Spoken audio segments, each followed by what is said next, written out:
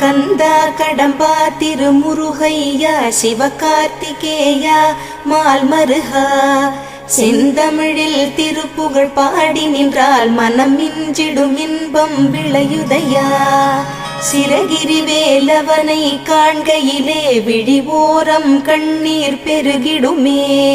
கந்த சஷ்டி கவச்சம் போதுவோர்க்கு கந்தன் கருணை என்றும் துணை வருமே. பங்குனி உத்திர நாளினிலே உனை நினைந்தே காவடி சுமந்து வந்தோம். புன்னகை புரியும் ஷண்முகனே உன் சன்னதி தேடி ஓடி வந்தோம். உன் பதம் பணிவது என் தவமே, என் மனதில் நிறைந்திடும் உன்முகமே.